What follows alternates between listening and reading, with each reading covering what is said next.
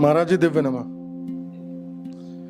महाराज जी आजकल यूट्यूब से लेके सोशल मीडिया से लेके एस्ट्रोलॉजी का बहुत ज़्यादा स्कोप हो रहा है और लोग देख रहे हैं, बहुत ज़्यादा शायद बिलीव भी कर रहे हैं। लेकिन बस मैं ये जानना चाह रहा था, क्या ये एक्चुअल में एस्ट्रोलॉजी उस तरीके से काम करती है इंसान की लाइफ में जिस तरीके से हम लोग चाहते हैं, या हमारे साथ सिचुएशंस हैं? जब हम एस्ट्रोलॉजी की बात करते हैं तो हम बहुत सारी पॉसिबिलिटीज को देखते हैं, क्योंकि केवल एस्ट्रोलॉजी नहीं देख रहे होते हैं। हम ये देखना चाहते हैं कि हमारा पूरा भविष्य कैसा होगा, हमारे पास जो पैसे आएंगे वो पैसे कितने आएंगे, कब आएंगे, हम ऐसा क्या काम करेंगे जो हमारे जीवन का आधार बन जाएगा, हमारे बच्चे कैसे होंगे, हमारा जो पार्टनर है जिसके साथ हमारी शादी होगी, पति या पत्नी जो भी हो, वो कैसी होगी, उसके साथ हमारा जीवन अच्छा चलेगा कि नहीं चलेगा, हमारा व्यापार कैसा होगा, हमारे आसपास की परिस्थितियां कितनी होंगी, कितना अलग होगा। तो केवल बहुत दूर की संभावनाएं नहीं, हम पास की भी चीजें ज्योतिष से जानने की कोशिश करते हैं कि आज हम घर से बाहर निकलेंगे तो आज का दिन कैसा रहेगा, आज हम कोई काम करेंगे तो हम कितने सक्सेस होंगे, कितने फेल होंगे, कितने चांसेस हैं। हम सारी चीजों को ऑब्जर्व करना शुरू कर दिए। होता क्या है कि इतिहास हमें बहुत सारी चीजें सिखाता है, और इतिहास में केवल इंफॉर्मेशन नहीं है, इतिहास में पैटर्न्स हैं, तरीके हैं, जो चीजें घूमती हैं। पहले चीजों का धीरे धीरे इवोल्यूशन होता है, इवोल्यूशन के बाद उनका अडॉप्शन बढ़ता है, मतलब हम उनको जब वो उन्नत होती हैं तो हम उनको यूज करना शुरू कर देते हैं। जब हम यूज करना शुरू कर देते हैं तो शुरुआती जो हमारा यूज केसेस होते हैं वो टेक्नोलॉजी, साइंस सबको समझते होते हैं कि हमने ये चीज इस तरीके से इवॉल्व हुई, इसका ये रिलेवेंस है। धीरे धीरे धीरे धीरे परिस्थिति के साथ, समय के साथ जो हम सीखते हैं, जो हम समझते हैं, वो धुंधला हो जाता है और वो ब्राइट हो जाता है जो हम मानना शुरू कर देते हैं। क्योंकि उस समय जानने की कोई जिज्ञासा नहीं रहती। हमारे पिताजी कर रहे थे, हमारे पिताजी के पिताजी इस चीज को ऐसे कर रहे थे, तो ये ठीक ही है, ये रिलेवेंट ही है। एस्ट्रोलॉजी के साथ भी कुछ ऐसा हो गया है। जब ये तकनीक या ये जो विज्ञान था, ये जो उन्नत हुआ, ये अपने चरम पे था। ये पहला एकमात्र ऐसा साइंस था जिसने भविष्य की तरफ आपको भविष्योन्मुखी कर दिया। आप फ्यूचर सेंट्रिक हो गए, आप भविष्य को देखने की कला विकसित कर पाए, आप संभावनाओं को कैलकुलेट कर पाए। आज के समय में अगर आप जितनी भी तकनीकी देखो, वो तकनीकी को हम एडवांस इसलिए बोलते हैं क्योंकि वो भविष्य को प्रेडिक्ट कर देती है। आप सड़क पे जाते हो, आप देखना चाहते हो कि अगले 8 किलोमीटर बाद ट्रैफिक का रूट क्या रहेगा। आप दिल्ली जाओगे तो दिल्ली रास्ते कितनी देर पहुंचोगे, कितना ट्रैफिक मिलेगा, क्या हो रहा है यहाँ पे? प्रेडिक्शन हो रहा है, लगातार प्रेडिक्शन हो रहा है। और कोई भी तकनीकी है वो केवल और केवल प्रेडिक्शन पे ही काम कर रही है। वो कैच करना चाहती है कि आप कहाँ पहुंचोगे, वो कैच करना चाहती है कि आप जाओगे तो हम रास्ता पहले दे देंगे, साफ कर देंगे, प्रॉब्लम्स को बता देंगे, एनालिसिस करके दे देंगे। यही तो तकनीकी करती है, यही काम एस्ट्रोलॉजी ने किया। और इसी उद्देश्य के साथ एस्ट्रोलॉजी का पूरा इवोल्यूशन। क्योंकि हम साइंस की तरह देखते हैं ना, साइंस का मतलब क्या होता है? साइंस का मतलब होता है टू नो, जानना। और जानना कैसे कहते हैं? कि जो चीज हमें नहीं पता हो, जहां पे एकदम से डार्कनेस हो और एक ब्राइटनेस आ जाए। यही एस्ट्रोलॉजी का मूल था। एस्ट्रोलॉजी की फाउंडेशन इतने पहले शुरू हो गई थी कि शायद हम लोग कल्पना भी नहीं कर सकते। अगर सनातन संस्कृति को समझें तो सनातन संस्कृति का जो फाउंडेशन है वो नाद को बोला गया है।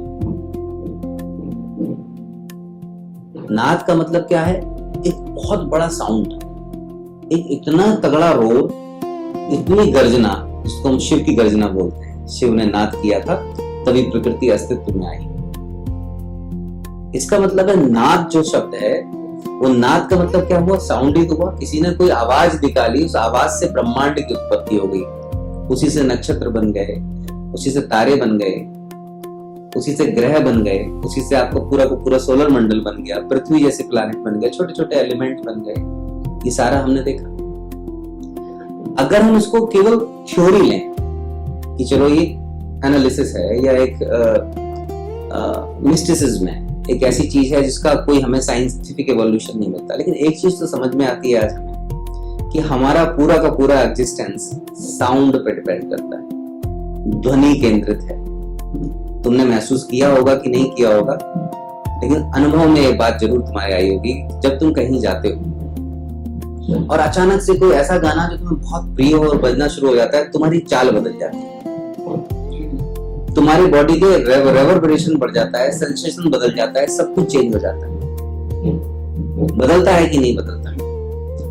तुम कुछ भी ऐसा काम करते हो, अचानक से कोई ऐसी आवाज आती है जिसको आवाज को सुनकर तुम्हें बहुत अच्छा लगता है, तुम्हारी एनर्जी एकदम से क्या होती है? बूस्ट अप हो जाती है। होती है कि नहीं होती?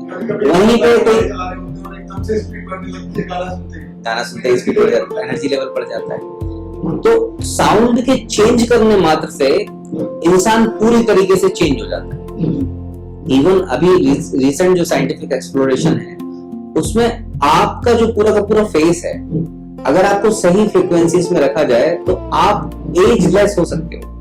आप अगर 60 इयर्स के हो और सही फ्रीक्वेंसी में हो, सही एनवायरनमेंट में हो, तो आपकी एज कई साल कम आपसे दिखना शुरू हो जाएगी, just because of sound. Reverse age हो सकती है, रुक भी सकती है, कुछ भी पॉसिबल है साउंड के साथ। अगर फ्रीक्वेंसी हमारी बॉडी से मैच कर गई तो वो एक हर इस पे भी ये जो पूरा का पूरा विज्ञान है, इस पे काम हुआ है, बहुत काम हुआ है। फ्रीक्वेंसी साइकिल्स बनाई गई, इसको साउंड थेरेपी बोलते हैं। साउंड थेरेपी से ही सारे जितने मंत्र हैं, जो भी मंत्र को हम रेवर्बरेट करते हैं, वो सब साइंटिफिक एवोल्यूशन है, एक सर्टेन कॉम्बिनेशन है, स्ट्रक्चर।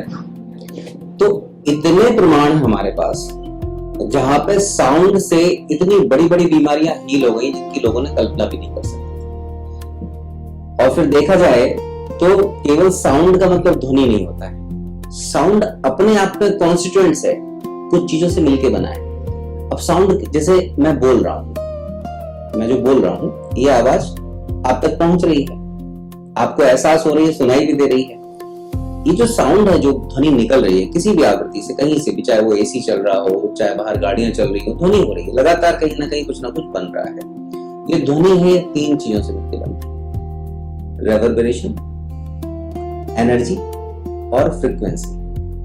रेवर्बरेशन को वाइब्रेशन भी बोल सकते हैं। कंपन होता है, आपने ऑडियोग्राम में देखा होगा, वेव्स चलती हैं, है ना, वो क्या होगी? फ्रीक्वेंसीज डिटरमाइन कर रही है। वाइब्रेशन है, आप देखो म्यूजिक बजाते हो, चीजें हिलने लगती हैं, गाड़ी चलती है, कंपने लगती है, वाइब्रेशन भी है, एनर्जी भी है, क्योंकि ये आपको जगा भी रही है। कई साउंड जो वाइब्रेशंस होती है, आप जैसे शिव तांडव स्तोत्रम है, आप एक बार अगर तेज आवाज में इसको पढ़ लो, आप कल्पना नहीं कर सकते कि आप कितने पावरफुल हो जाएंगे, कितनी एनर्जी आपकी बूस्ट हो जाएगी। तो ऐसे बहुत सारे कॉम्बिनेशंस बनाए गए। इसका मतलब है कि साउंड भी त्रिगुणा है, और अगर आपने ध्यान दिया हो तो पूरी सनातन संस्कृति त्रिगुणा है, त्रिस्वरूप पे बात की गई है हमेशा। वो क्या है? वाइब्रेशन, एनर्जी और फ्रीक्वेंसी। इन्हीं को हमने ब्रह्मा, विष्णु, महेश कहा। इन्हीं तीनों प्रकृतियों को हमने क्या कहा है? सात्विक प्रकृति, तामसिक प्रकृति और राजसिक प्रकृति। रज, तम और सत्व, इन्हीं प्रकृतियों की पूरी विस्तार है। इन्हीं प्रकृतियों के मूल में ब्रह्मांड का अस्तित्व छुपा है। दार्शनिक रूप से समझने की कोशिश करें तो ब्रह्मांड का अस्तित्व हुआ है संकल्प से, सहयोग से, समर्पण से। किसी ने संकल्प लिया, जिसको हम ब्रह्मा बोलते हैं। ब्रह्मा ने संकल्प लिया। ब्रह्म का मतलब क्या होता है? डिवाइन। डिवाइन का मतलब होता है जो प्रकृति है या प्रकृति से परे है या प्रकृति के साथ है। डिवाइन ब्रह्म है। उसने संकल्प लिया, उसके मन में जो भी जनक हुआ, जो भी विचार बने, जो भी चीजें बनी, सहयोग मिला। सहयोग किसका मिला? सहयोग उनके खुद के विचारों का मिला। जैसे आप और हम जिंदगी में कुछ भी क्रिएट करना चाहते तो मूल है संकल्प। चाहते क्या हो, इस बात का जवाब ही नहीं लोगों के पास कि हम चाहते क्या है। और अगर आपने मूल समझ लिया तो संकल्प आपको वहीं से मिल गया। अगर आपको ये क्लियर है कि आप चाहते क्या हो, तो आपको ये भी पता होगा कि इस चाहत के लिए हमें कुछ करना पड़ेगा, चलना पड़ेगा। तुम कुछ खाना चाहते हो तो घर से बाहर निकलोगे ना कुछ स्पेशल खाने के लिए। तुम कहीं जाना चाहते हो तो घर से बाहर निकलोगे ना, वो कदम तो तुम्हें बढ़ाना पड़ेगा। उसको बोला है सहयोग। जब आप अपने संकल्प के लिए सहयोग करना शुरू करते हो तो बहुत जो आसपास की परिस्थितियां हैं, हो सकता है शुरुआत में वो सहयोगी ना हो, लेकिन जैसे ही आप करते रहते हो, लगातार करते रहते हो, तो आसपास की परिस्थितियां भी अनुकूल होना शुरू हो जाती है, क्योंकि वो उसी वाइब्रेशन में, उसी फ्रिक्वेंसी में रेवरबरेट करना शुरू कर देती है जहां पे आप होते हो। तीसरा होता है समर्पण, क्योंकि बार बार जब आप कोशिश करते हो, बार बार कोशिश करते हो, तो आपको हर कदम पे एहसास होना शुरू होता है कि ये जो हम कर रहे हैं, यहां पर भी हम नहीं, यहां पर भी हमारे थ्रू कोई संकल्प है, कोई सहयोग है जो चल रहा है। और धीरे धीरे धीरे धीरे हम उसको समर्पण की तरफ लेके जाते हैं। और समर्पण का मतलब होता है कि अब आप फुल्ली इन्वॉल्व, आपके संकल्प में और आप में कोई बीच में अब गैप नहीं। इसी को भक्ति मार्ग भी बोला गया है कि जब ईश्वर और आप एक हो जाते हो तो भक्ति मार्ग से संचालित हुआ आपकी चीज। तो ध्वनि से जब अस्तित्व बना है तो और भी सवाल निकल के आते हैं। अगर ध्वनि ही सब कुछ है तो हम ऐसे दिखते क्यों? हर चीज का एक सोफिस्टिकेशन होता है। जब ह्यूमन एवोल्यूशन हुआ तो एक कोशिका से हुआ और आज हम इतने सोफिस्टिकेटेड। इसका मतलब है कि क्रमिक विकास है। इसी क्रमिक विकास ने बहुत सारी संभावनाओं को जन्म दिया। आप किसी डिप्रेसिव आदमी के बगल में बैठो, थोड़ी देर में आप डिप्रेसिव महसूस करना शुरू कर दो। इसका मतलब है न्यूरोनल लेवल पे ट्रांसमिट हो रही है चीजें। आप परसीव कर रहे हो आपके आसपास की चीजों से, आप लगातार चीजों को ले रहे हो, लगातार एक्सचेंज कर रहे हो। ये साउंड उन चीजों को क्रिएट कर रहा है। इस बात की समझ जो भी हमारे पूर्वज थे, जो ऋषि मुनि थे, उनको बहुत पहले आ गई। उन्होंने इस बात को समझा कि व्यक्ति के जीवन में, व्यक्ति जब पैदा होता है तो वो एक साउंड लेके पैदा होता है, वो एक ध्वनि है। उसकी जो ध्वनि बनती है, वो ध्वनि भी इसलिए उसकी बन पाती है क्योंकि वो एक सर्टेन समय पे, जिस समय पे हर ग्रह की, हर नक्षत्र की एक चाल होती है, एक एंगल होता है, उसकी एक आवाज होती है, और उन्हीं आवाजों के बीच में ये आवाज बनती है। इसीलिए तो सबका सॉफ्टवेयर अलग है। जो ये आवाज बन गई, सॉफ्टवेयर कहते हैं अलग है। तुम्हारा सॉफ्टवेयर अलग है, तुम्हारी आवाज अलग है, तुम्हारा साउंड अलग है। तुम कहीं पर जाओगे तो इनकी तरह बात नहीं करोगे, ये कहीं पे जाएंगे तो तुम्हारी तरह बिहेव नहीं करेंगे, क्योंकि इनका साउंड अलग है, तुम्हारा साउंड अलग है, सबका साउंड अलग अलग है। और इतने साउंड्स हैं कि वो अलग अलग फ्रिक्वेंसी, अलग अलग वाइब्रेशन पर रिवर्बरेट होते हैं। यही साउंड को धीरे धीरे धीरे इस बात से समझा गया कि ये आपका हॉरोस्कोप बन गया। अगर मैंने आपके साउंड को समझ लिया, आपकी ध्वनि को समझ लिया, मुझे पता लग गया कि आप किस स्थिति में कैसे रेवरबरेट करते हो, रिएक्ट करते हो, किस चीज पे क्या आंसर करते हो, किस समय पे क्या ऐसी सिचुएशंस है कि आप अपनी पूरी ताकत में होते हो, पूरी कैपेसिटी में होते हो, तो बहुत आसान हो जाएगा मुझे इस बात को समझना कि आप क्या हो। ध्वनि ही तो समझने की जरूरत है। इस बात को समझा के ये तो समझ में आ गया कि ध्वनि है, इस ध्वनि के साथ चैलेंजेस हैं। हर ध्वनि, हर साउंड, हर सॉफ्टवेयर जो इंसान के रूप में आ रहा है, जानवर के रूप में आ रहा है, उसके लाइफ के चैलेंजेस हैं, उसकी लाइफ की पॉसिबिलिटी है। वहीं पे आप देखते हो कोई बहुत अच्छे से खेल रहा है, बिल्कुल उसकी जिंदगी में सारी चीजें लग्जरियस, सब कुछ उसके पास है। वहीं पे आप देख रहे हो अपनी स्थिति को कि आप चैलेंजेस से गुजर रहे हो, या किसी और को देख रहे हो वो और ही ज्यादा बुरी स्थिति में, उसकी जिंदगी में ऐसी पॉसिबिलिटीज क्यों आती है? ये क्या है? क्योंकि अगर परेशानी है, अगर साउंड है, तो इस साउंड को प्रॉब्लम हो रही है। ये बात तो नियत है। अगर ब्रह्मांडीय साउंड बना है, ब्रह्मांडीय ध्वनि बनी है, तो ब्रह्मांडीय ध्वनि के कारण आपकी ध्वनि बन रही है। क्योंकि अगर ध्वनि है ब्रह्मांड, अगर हम इस बात को थोड़ा सा एनालाइज करें, तो हमारी ध्वनि बनी है और हमारी ध्वनि में भी कहीं ना कहीं चैलेंजेस आ रहे हैं। इन्हीं चैलेंजेस को समझने के लिए बहुत जरूरी था कि हम पहले ब्रह्मांडीय तालमेल को समझें। क्योंकि आप एक अकेली इकाई नहीं हो, you are not a single unit. आप इकाई नहीं हो, आप इंटीग्रेटेड हो, पार्ट हो, अभिन्न हिस्सा हो। जैसे आपके एक एक कोश का आपके पूरे शरीर का हिस्सा है ना, वैसे आप पूरे ब्रह्मांड के साथ आपका तालमेल बैठना बहुत जरूरी है अगर आपको जिंदगी में आनंदित होना है, सफल होना है। अब ब्रह्मांडीय तालमेल क्या है? ब्रह्मांडीय तालमेल भी तो समझना जरूरी था, नहीं तो बहुत दिक्कत आ जाती। जैसे तुमने सवाल पूछा था कि एक ध्वनि है जिसको हम बोलते हैं नाद है ना, उसको ओम की ध्वनि लगभग बोला जाता है, ओम की तरह साउंड करती है। अब ओम को भी देखो तो ओम भी 3 तलों पे है, आ, उ, तीनों साउंड है, और तीनों ऐसे साउंड है जो अनाहत है। इन साउंड को उच्चारण करने पे कुछ भी आहत नहीं होता, इवन आपकी जीभ भी आपके तालू से नहीं टकराती। केवल यही ध्वनियां ऐसी हैं जिनको हम अनाहत बोलते हैं। अनाहत में ही विश्राम हो सकता है। अनाहत के साथ आपका तालमेल अगर हो गया तो फिर आप बहुत ही कम है संभावना ऐसी कि आपको कोई आहत कर सके। अब ब्रह्मांडी ध्वनि को समझा, लेकिन ये तो ब्रह्मांड की ध्वनि है ना, आपकी ध्वनि बनने में आपको बहुत सारे चैलेंजेस। सबसे पहले तो हम अभी समझे हैं, शाब्दिक है, ये तो शाब्दिक व्याख्या है कि ब्रह्मांड के अनुभव में तो नहीं है। आपके अनुभव में तो हर एक ग्रह की अपनी एक गर्जना है, हर एक तारे की अपनी गर्जना है, नक्षत्रों के समूह की अपनी एक ध्वनि है। बहुत सुंदर था। 27 नक्षत्रों को कैलकुलेट किया, सोलर सिस्टम्स के जितने भी लाइफ थी उनके लिए 27 नक्षत्र, 9 ग्रह और सूर्य। सोलर सिस्टम में इन सारे प्लैनेट्स को प्रॉपरली स्टडी किया गया, पूरे के पूरे 9 ग्रहों को, जिसमें सूर्य को भी इंक्लूड किया गया 27 नक्षत्रों के साथ। और इस पूरी आवृत्ति को इतने अच्छे से समझा गया, पूरी व्याख्या को इतने अच्छे से समझा गया कि उसको बहुत ही वैज्ञानिक तरीके से एक कागज को उतारने में हम सक्षम हो पाए। इस बात को समझ पाए कि शनि की भी कोई ध्वनि हो सकती है। अगर ध्वनि में दिक्कत है तो इसका समाधान किसके पास होगा? ध्वनि के पास होगा। अगर आप एक साउंड हो, साउंड को परेशानी क्यों आ रही है? क्योंकि साउंड अलाइन नहीं है। अगर उसको अलाइन करना है तो क्या करना पड़ेगा?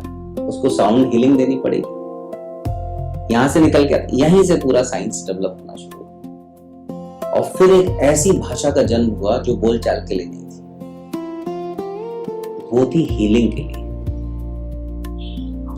द लैंग्वेज ऑफ साउंड, जिसको हम संस्कृत बोलते हैं। संस्कृत बोलचाल की भाषा नहीं थी। Sanskrit is the language of sound.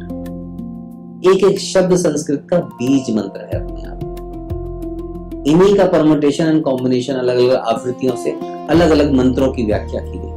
आपका साउंड समझ के पता लगा कि आपको शनि के जो आवृत्ति है, शनि का जो स्पंदन है, उससे दिक्कत हो रही है। आपको शनि का मंत्र दिया गया। आप केवल मांत्रिक रेमेडी से अलाइंड होते हैं। मंत्र के कारण ही तंत्र होता है सारा। अगर मंत्र नहीं हो तो कोई तंत्र नहीं हो सकता। मंत्र से ही इस तंत्र में सुधार हो सकता है। इन चीजों की समझ पड़नी हुई, रेमेडीज मिलना शुरू हुआ, समस्या और बढ़ने लगी आगे, क्योंकि हम सॉल्यूशन पे पहुंच रहे हैं ना आगे धीरे धीरे। जैसे जैसे हम समाधान की तरफ बढ़ते हैं तो हमें और सोफिस्टिकेशन चाहिए पड़ता है, क्योंकि समझदारों से ना समझों की तरफ बढ़ती है चीजें। जैसे विकास होता है अर्बन से रूरल की तरफ होता है, रूरल से अर्बन कभी नहीं होता। वैसे ही जो विज्ञान होता है, विज्ञान भी जो साइंटिफिक दृष्टि रखते हैं उनसे जो नॉन साइंटिफिक लोगों की तरफ होता है। जब ये नॉन साइंटिफिक लोगों की तरफ जा रहा था जो केवल विश्वास कर सकते हैं, उनके लिए बड़ा मुश्किल था इस बात को समझ पाना, इन चीजों को समझ पाना। जरूरी था कि वो सरेंडर करें। अगर आप सरेंडर नहीं करोगे, किसी में आपकी आस्था नहीं होगी, तो आप उस चीज तक पहुंच ही नहीं पाओगे। यहीं से सारा योगा, यहीं से सारा कर्मकांड बनना शुरू हुआ। और सबसे पहला जो योग की विधि थी वो नमस्कार थी। पहली बार नमस्कार एक ऐसा विज्ञान बन गया जो बहुत सूक्ष्म स्तर पे आपके अंदर के शिव शक्ति, यिन यांग, सारी ऊर्जाओं को कैलिब्रेट कर सकती थी। आपके अंदर एक स्पंदन महसूस कर सकती थी। आपके अंदर जो ऊर्जाओं का प्रभाव है, जिसको हम पूरा का पूरा नाड़ी तंत्र बोलते हैं, 72,000 क्रमों में विभाजित होती थी, 108 केंद्रों में डिवाइड, 108 चक्र, इनके 7 चक्रों पे हम बात करते हैं, मूलाधार से सहस्त्रार। उन सारे चक्रों पे इन्होंने काम करना शुरू कर दिया, अलाइनमेंट करना शुरू कर दिया। पहली बार हमें एक ऐसा विज्ञान मिला जो भविष्य की संभावनाओं को हमें दिखा पा रहा था कि ये है, अगर ये ध्वनि शनि की आपको जन्म के समय मिली है तो इस समय पे आप ऐसी ऐसी परिस्थिति, ऐसी मनोदशा में जरूर रहेंगे। उसमें भी बहुत डीप विज्ञान हुआ। लग्न के ऊपर काम हुआ कि आपका व्यक्तित्व कैसा होगा, जो चंद्र राशि के ऊपर काम हुआ, मनोदशा के साइकी कैसे होगी। साइकी के बिना दुनिया ही एडजस्ट नहीं करती है ना। आपके लॉजिक बुद्धि के ऊपर काम हुआ, जिसको हम सूर्य सन साइन जिसको बोलते हैं। तो ऐसी बहुत सारी चीजों पर काम हुआ। ये पूरा का पूरा ज्योतिष और एक बहुत बड़ा विज्ञान है। अब आज की दशा में देखें तो बहुत सुपरफिशियल खेलते हैं। गोचर देख लेते हैं, आपको बस ये पता लग जाए कि आपकी कौन सी राशि है। और बहुत सारे लोग प्रवचन दे भी रहे हैं कि कोई मून साइन पे प्रवचन दे रहा है यूट्यूब पे, कोई लग्न के ऊपर आधारित विश्लेषण दे रहा है। लेकिन जो कंपोजिट एनालिसिस है, जो इंटीग्रेटेड एनालिसिस है, वो आपके खुद के हॉरोस्कोप से ही हो सकता है, और दैट इज इम्पोर्टेंट। और बहुत सारे मायनों में ज्योतिष इंपॉर्टेंट है। ज्योतिष को हम बिल्कुल इग्नोर नहीं कर सकते। ये एकमात्र ऐसा साइन है जिसको कोई एक्सेप्ट नहीं करता और सब मानते हैं। सोशली कोई एक्सेप्ट नहीं करता, बट पर्सनली सब मानते हैं। ये एक ऐसा पूरा का पूरा विज्ञान है जिसके लिए इतने ज्यादा केंद्र, मतलब इतना रेवेन्यू जनरेट करता है, ये इतने सारे लोगों को रोजगार देता है कि आप कल्पना भी नहीं कर सकते।